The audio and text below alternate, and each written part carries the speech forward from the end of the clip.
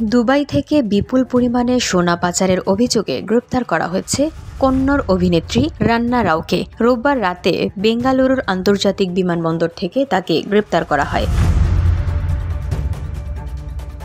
নায়িকার দাবি, তাকে নিয়ে ব্ল্যাকমেইল করে সোনা পাচার করানো হচ্ছিল।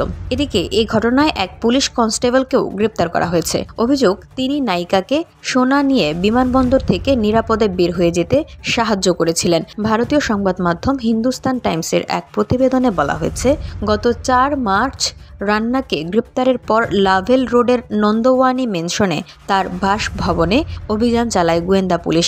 ধুলো, ময়লা ও ক্ষতিকর ধূলিকণা থেকে নিমিষেই মুক্তি দেয় চৌধুরী এয়ার পিউরিফায়ার।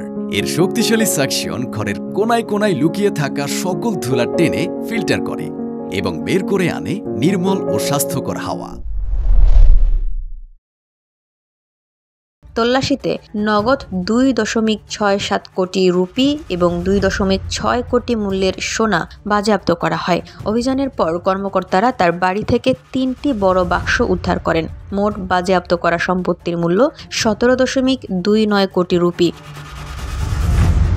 দুবাই থেকে এমিরেটসের একটি ফ্লাইটে বেঙ্গালুরুর ক্যাম্পেগৌড়া আন্তর্জাতিক বিমানবন্দরে এসে নামার পরে পুলিশ কনস্টেবল বাসবরাজুর সাহায্যে নিরাপত্তা তল্লাশি এড়িয়ে যাওয়ার চেষ্টা করেন। এদিকে তার কার্যকলাপ সম্পর্কে আগে থেকেই খবর ছিল ডিআরআই এর কাছে, ফলে নায়িকাকে সোনা সহ হাতে নাতে ধরে ফেলা সম্ভব হয়। তল্লাশি করার সময় রানিয়ার জ্যাকেটের ভেতরে 12.56 কোটি রুপি মূল্যের 14.2 কেজি বিদেশি সোনা খুঁজে পাওয়া যায়। গ্রেপ্তারের পরে নায়িকাকে বিশদ তদন্তের জন্য নাগা ভাড়ায় ডিআরআই অফিসে নিয়ে যাওয়া হয়। প্রাথমিক জিজ্ঞাসাবাদে রান্না দাবি করেছেন, ব্ল্যাকমেইল করে তাকে দিয়ে সোনা পাচার করানো হয়। রান্নারাও বেশ কয়েকটি কন্নড় এবং তামিল ছবিতে অভিনয় করেছেন।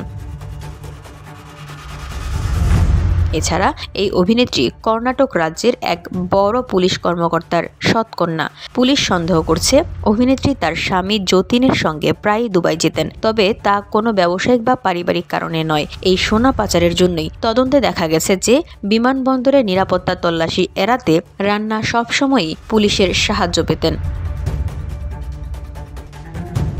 VOD Bangla news desk.